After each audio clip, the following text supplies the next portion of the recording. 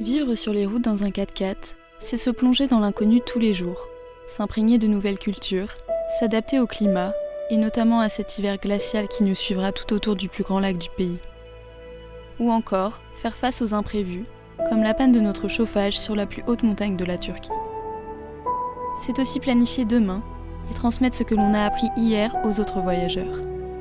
Toutes ces choses nous poussent parfois bien loin de notre zone de confort et avec de gros ascenseurs émotionnels. Mais cela nous ouvre au monde et nous fait grandir. L'information ne sort plus d'un écran. Elle apparaît sous nos yeux comme une vérité qui parfois émerveille, choque ou encore blesse. Un voyage n'est pas qu'un mouvement physique d'un point à un autre. C'est un processus qui nous change en profondeur en quelques mois. Il repousse les limites de notre ego pour nous amener un peu plus chaque jour dans le moment présent. Ainsi, les apparences, le jugement, le sentiment de ne pas être accompli et bien d'autres pièges du mental se dissipent à la lumière de ce que nous découvrons sur la route. Ce périple nous permet de comprendre notre place dans le monde, la chance que nous avons de le parcourir et surtout, de réaliser un rêve. Amour, partage, gratitude, écoute de l'autre ou encore tolérance, toutes ces valeurs viennent naturellement façonner le voyageur au long cours et deviennent ses nouvelles armes pour parcourir notre incroyable planète.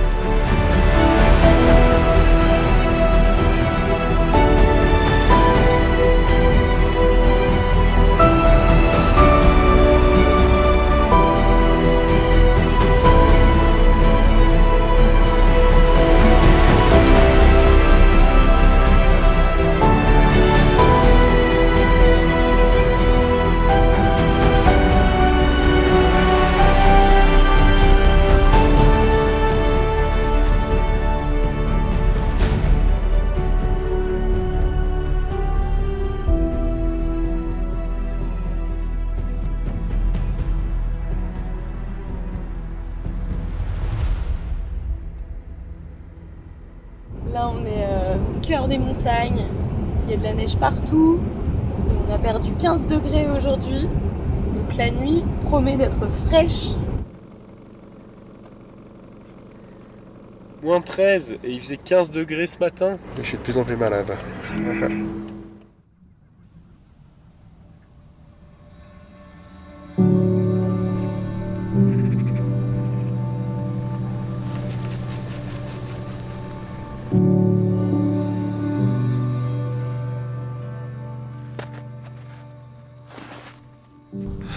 On vient de finir notre nuit la plus froide depuis le début du voyage. On a mis un coup de chauffage pendant 30 secondes, on crevait de chaud, donc c'est trop bien. Qu'est-ce que t'en penses, toi? Moi, j'ai perdu ma voix. Ouais. J'ai trop mal à la gorge, mais j'ai super bien dormi. J'avais trop chaud même, j'étais en t-shirt. Et voilà, et on attend le soleil pour cet après-midi. Mais en tout cas, c'est trop beau.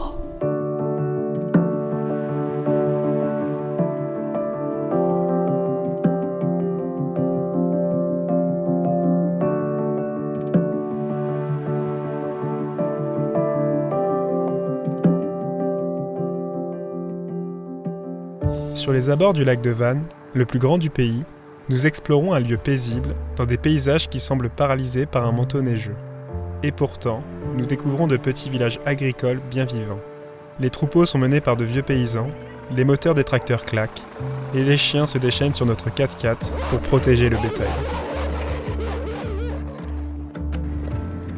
Autrefois appelé mer d'Arménie, ce lac salé alimenté par la fonte des neiges des monts arméniens cache sous sa surface un château qui pourrait avoir été construit il y a 3000 ans par le lointain royaume d'Urartu.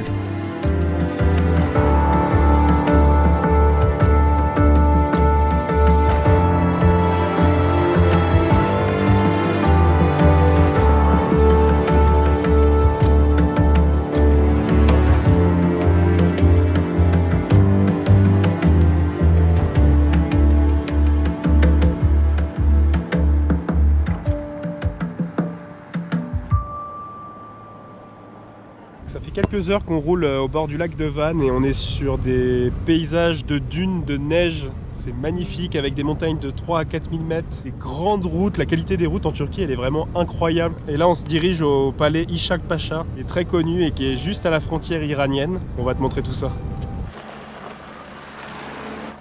Sur les bords des routes, les enfants apportent le bois dans le foyer pour affronter la rudesse de l'hiver.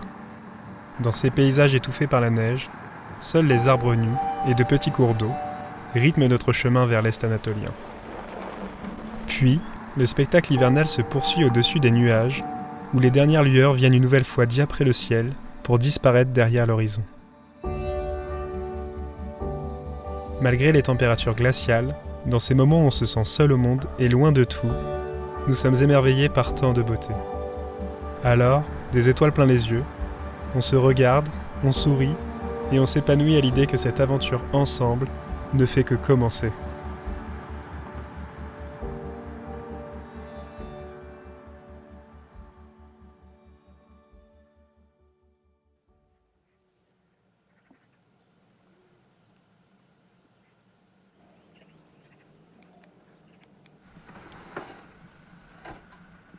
On se réveille ce matin face à Ishak Pacha, c'est le palais juste derrière moi. C'est un palais qui date du XVIIe siècle. Dedans, il y avait un harem, des sultans. Il est super bien conservé. On va pouvoir faire une visite du palais dans la journée.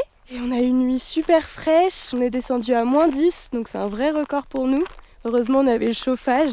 Et on s'est aussi réveillé face à ça. Une vieille forteresse qui est en moins bon état, avec 2 autres palais. C'est magnifique au milieu des montagnes. Et avec le soleil qui se levait dessus, c'était vraiment sublime ce matin au réveil. Il y a encore de la neige partout.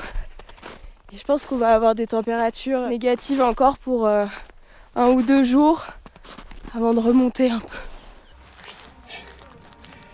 Nous entrons alors dans ce palais d'argile, aux teintes ocre et brunes, dominant ce lieu semi-désertique de la province d'Aagri et situé sur l'ancienne route de la soie. Héritage ancestral de l'ère des tulipes au XVIIIe, une époque prospère pour l'Empire ottoman. Il mélange l'architecture de ce dernier, l'art décoratif seldjoukide et les traditions des arts caucasiens. C'est sous une coquille de Moukarnas que nous pénétrons dans l'une des 366 pièces du palais. Au fil de notre visite, harem, hammam ou encore bains chauds se comptent par dizaines. Ce palais luxueux était doté d'un système de chauffage qui consiste en des tuyaux d'argile posés dans les murs.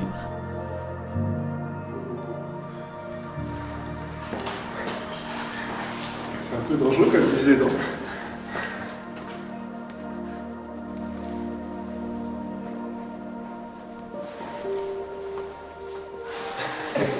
C'est la première fois que je suis dans un hammam en doudoune. C'était sommaire les toilettes à l'époque. Et donc en fait tout le monde te voit.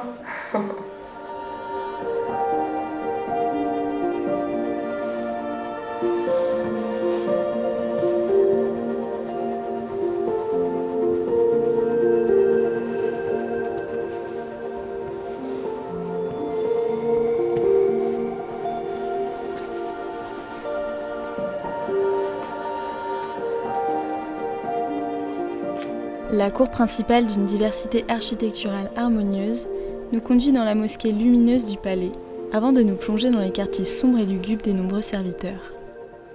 Ils étaient sourds ou muets, et le sultan communiquait avec eux par une langue des signes aujourd'hui oubliée. Cela lui assurait qu'aucun de ses secrets ne soit dévoilé, et que règne dans les enceintes de ce sublime palais un grand silence.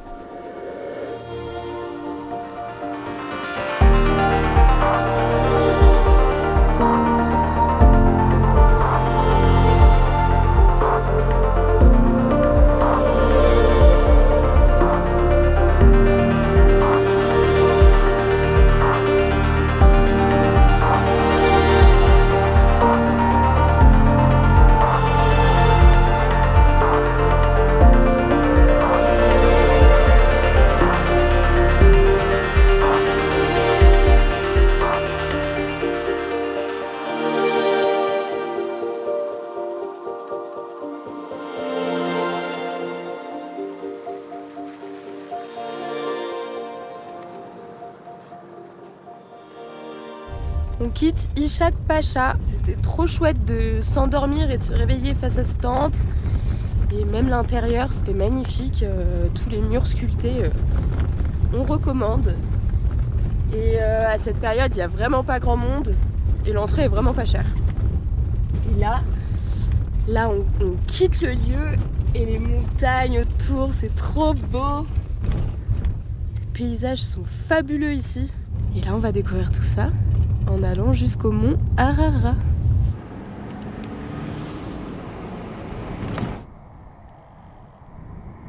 Et nous allons battre le record du plus gros durum. Ah, ça donne pas du tout envie pour l'instant.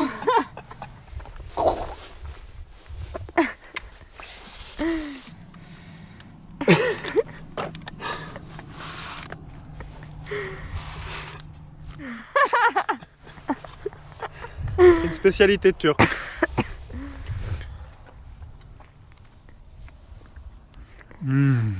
Ah ouais. Bon, tu m'en fais un pour moi maintenant? Ouais, bah c'est pour nous deux. Hein. Eh bien, 2 bonnes tasses de salep. C'est une boisson chaude turque à base de cannelle et c'est trop bon. Ça me rendra peut-être la santé. Aujourd'hui, c'est très nuageux et du coup, normalement, on devrait voir tout le sommet de la montagne. C'est la plus haute montagne de Turquie. Ça fait partie du jeu, hein. Mais Jerry, ça lui va pas, ça, hein.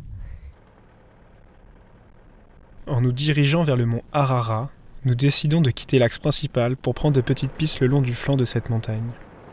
On découvre alors des villages très modestes, au milieu de terres stériles.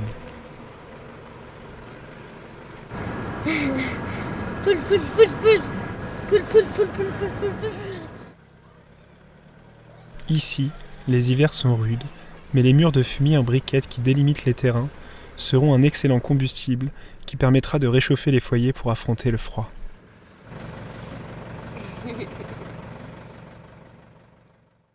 On s'est garé à flanc de montagne là, dans une ancienne ville ottomane, je pense. Plein de maisons en pierre en ruine en fait. On a lancé le chauffage. Donc ça doit faire du bruit depuis tout à l'heure, ouais.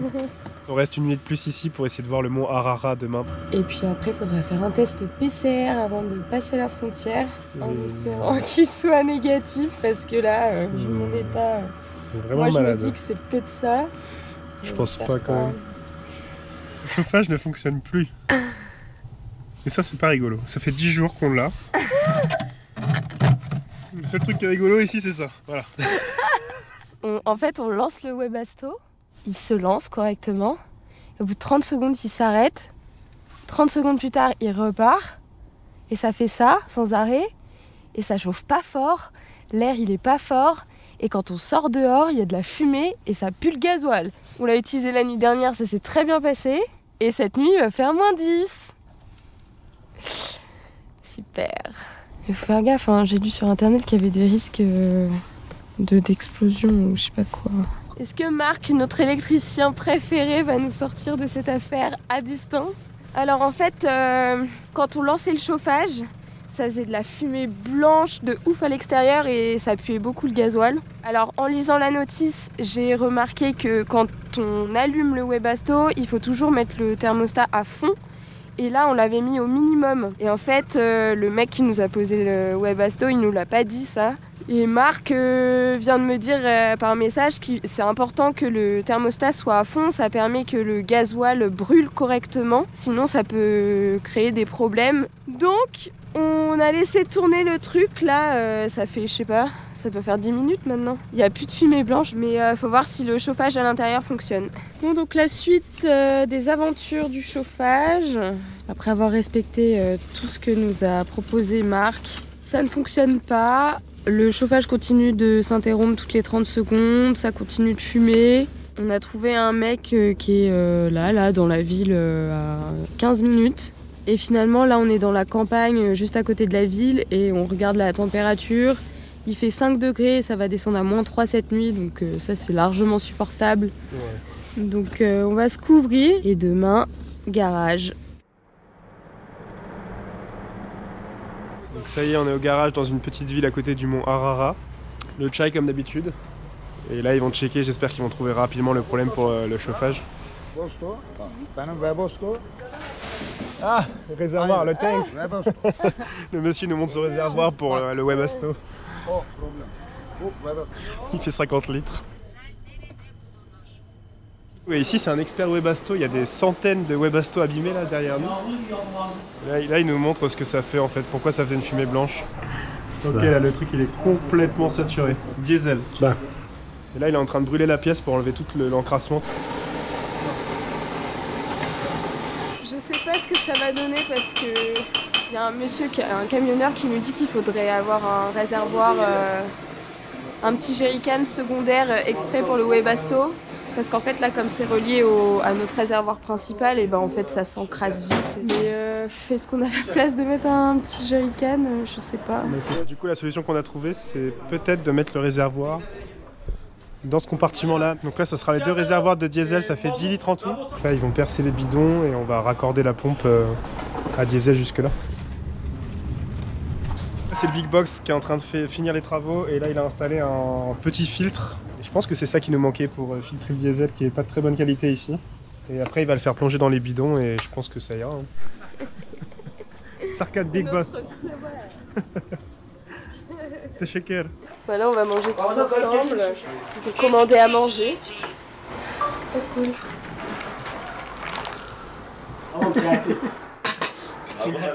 Bon, encore une fois, l'hospitalité et la gentillesse des Turcs a frappé. Dès 7h du matin, je lui envoie un message pour savoir si on peut venir. Il me dit oui, venez tout de suite. Sans rendez-vous, sans rien. Et ils se sont occupés de nous hyper rapidement et très efficacement. Et tant que ça fonctionne pas, ils restent tous focus sur ton problème. Au garage, ils ont tout fait pour nous trouver une solution. Comme le patron du garage, il avait pas d'autre idée, il a été chercher un ami à lui, le copain est venu, il a eu l'idée de regarder sous le capot. Sous le capot, il y avait des emplacements. Ensuite, il fallait trouver des jerrycans qui faisaient la bonne taille. Donc là, tout le monde s'est mis à chercher dans le quartier. Enfin, c'est incroyable en fait de faire ça. C'est des débrouillards et vraiment, ils se démènent pour toi, quoi, pour que t'aies plus de soucis et que tu puisses repartir content. Et on espère que là, ça va bien fonctionner, qu'il n'y aura pas de soucis. Mais encore une fois, le patron du garage, il nous a dit que si on avait un problème, il restait en contact. C'est vraiment des belles personnes. Jusqu'au bout, il t'offre le repas, il t'offre le thé. Comme il voyait que j'avais un peu froid, il me disait d'aller dans la pièce où il fait chaud. Quand on était un peu trop longtemps debout dehors, ils nous ont ramené des tabourets pour qu'on s'assoie. Enfin, c'est vraiment... c'est ça les Turcs, c'est ça l'hospitalité des Turcs, c'est génial. C'est hyper agréable d'être dans ce pays. On va le quitter avec un pincement au cœur, c'est sûr et certain. Vous voyez, on voulait absolument voir le mont Harara, mais comme c'était couvert, on ne le voyait pas du tout. Et on avait un petit peu abandonné le projet, mais grâce à cette panne de chauffage, aujourd'hui on a pu le voir. Et regarde, les images, elles sont incroyables. Qu'elle soit ponctuelle comme cette panne de chauffage, ou continue avec cet hiver glacial qui dure, les galères viennent forcément s'inviter dans ton voyage. Au début, tu vas les détester, et même parfois t'imaginer que c'est la fin de ton aventure. Puis, tu t'aperçois très rapidement qu'il y a toujours une solution, ou bien une main tendue. Finalement, ces événements deviennent tes meilleures anecdotes et créent des souvenirs inoubliables. Tu le verras, dans le prochain épisode, une galère vient s'inviter sur notre route. C'est en nous dirigeant vers le nord au milieu des montagnes à la frontière arménienne que nous nous embourbons. Nous tenterons tout pour nous sortir de cette énorme flaque de boue, alors que la nuit tombe et que notre 4x4 s'enfonce. Mais une chose est certaine, nous n'oublierons jamais ce qu'il s'est passé ensuite ce jour-là.